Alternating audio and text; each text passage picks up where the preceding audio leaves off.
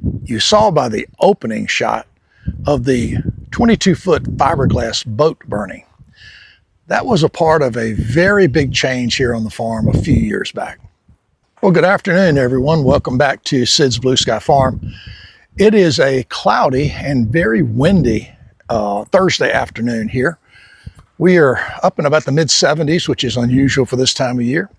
And we're looking for 23 degrees on Monday. So we're doing a little bit of scrambling, trying to make sure everything's protected and getting ready for the weather change. So with those limitations, I decided to do something a little bit different with the video this week. So I've gone back in the archives of Sid's Blue Sky Farm and my own camera and come up with some before shots. And I've spent some time yesterday and today taking some after shots. So I'm going to try to blend those together in this video. Hopefully my editing will work out okay. We want to show you some of the kind of key areas that we have made dramatic changes in. Almost every square inch of this property, even the open fields, weren't open. Privet hedge everywhere. And there's one particular photo I want you to look for. It's just to my right here. It's a singular pecan tree, and it's about this big around. And in that photo, you can't even tell that pecan tree is there because it's so overgrown with all these clumps of privet hedge. And now today, it's not only doing well, producing pecans, you can actually see it. So we're gonna blend in a few of those shots, just areas around the farm that have changed dramatically, and give you a look at how the before and the after worked out. Just a little bit of detail. This place was abandoned basically for about 5 years. It was empty. And the house was in real disrepair, as were the grounds here. When we bought the place, we had our contractor come out and we asked him to examine the building and tell us if it was worth saving or should we just knock the building down and build a new house. And we are really glad that the report was good. And we're also very, very glad we didn't tear it down. It's a good structure with great basic bones. And we love the way the house has turned out. And let me give my wife full credit. I did nothing on the inside, nothing with the planning, nothing with the work. She really drove the entire idea and the recreation of the living space here. And in our opinion, and in my opinion for sure, it's really well done. It looks great. Now, as far as the outside, I'm also very happy with some of the changes we've made.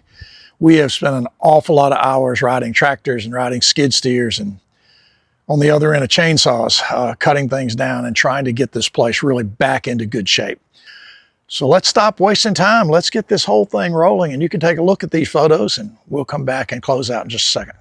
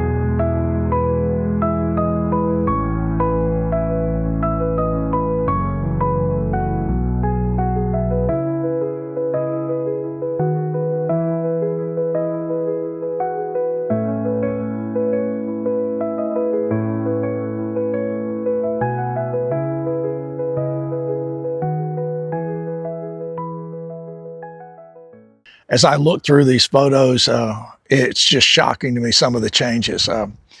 The big barn that we tore down and our contractor dug a giant pit, pushed that old barn in and set it on fire and then covered everything up. And it's just in front of me here where my mother-in-law's home is. It was a dramatic change to get rid of an old barn and that shed side by side that one of the roads drives through. So as I've said, we are very happy with the results so far. We have a ton of projects to do. We are just really getting started. There are things that we want to build and there's things that we want to change, not only about areas near the house, but areas all over the farm. So we have a lot of work to do. Now, there's one thing that I will tell you, we did not have a lot of before pictures. And since the pool is covered, I don't have any after pictures of the pool. It was a disaster. It was an absolute train wreck. The man who owned this property originally was a concrete contractor, and his two sons, who still live, one in this direction, one in that direction, right up the road, they together built a swimming pool, a concrete swimming pool on this property. In the deepest part of it, it's 12 feet deep. That's very deep for a backyard swimming pool. And it's probably 60 feet long and maybe 25 or 30 feet wide. It is gigantic, in my opinion. And it was a disaster. I had to get in there and muck out all the junk and leaves and limbs. Rocks, bricks, there was a picnic table, a couple of chairs, an umbrella, snakes, turtles, and assorted other frogs and animals.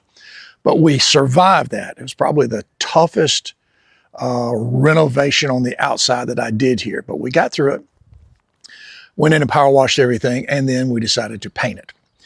If you decide to paint a pool, be ready for some real sticker shock on pool paint. It is not cheap. It's quite a cost. And the paint is particularly difficult at times to work with because once you get in there and start painting, you better be ready because that paint dries almost instantly and you can't come back with your roller and touch up areas because it'll just stick. It's almost like a cement glue. It just sticks to everything. So you have to be prepared. You have to do a good job and just roll through it. It is holding up very well. I don't think we'll have to repaint the pool for a lot of years. And here's why that's important. That pool is 35,000 gallons of water. And the reason I know that is because we have a well. We couldn't fill that pool out of our well pump. We actually bought water from the county. Water is very cheap, but the source 3 or 4 miles up the road. It's very hard to find someone to haul water. Fire departments don't do that anymore just because of liability and insurance reasons. We hired a private hauler from Atlanta with a 5,000 gallon truck. He came down and he made 4 5,000 gallon trips in his allotted time for the money we paid him, about $1,500. And he put 20,000 gallons of water in the pool. Now, we were beginning to fill the pool up with rain and other things, so it was slightly over that 20,000. Shortly after we finished this, of course, the pool's still 4 feet down or so. We had a tremendous flood here in the county.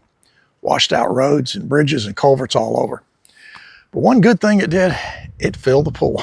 And I mean, it filled it to the brim. It also almost destroyed my pond. It almost washed the dam away. Water overran the dam because it couldn't drain in the emergency spillway fast enough. And it scoured the back of the dam.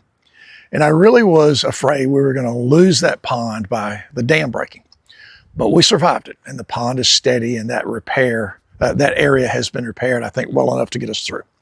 It's a great pool. We don't use it all that much, but the grandkids love it. And that's enough reason to have a pool. Other than that, I will just tell you that we are thrilled to be back home. It's back home for me. I grew up in this area and we are very lucky to be in this area. We have incredible neighbors. We have generous, kind, not too interested, but interested enough neighbors. They are great people, and you could not pick, in my mind, a better place to live in the world than Ridge Grove, Alabama. We are very thrilled to be here. Blessed is how we put that, to have this property. So we are happy with our 10 acres. We enjoy this place very much, and we hope you enjoy some of the visits on the YouTube channel in and out of our place. I hope everybody has a great rest of the week. I hope you enjoyed this video. Hit that like button if you did. If you want notification of other content, go ahead and hit that subscribe button. And of course, always add your comments if you feel like doing that. Because we got to go. The wind's blowing. It's about to blow my camera over. Everybody have a great week. We will see you again soon. Bye-bye.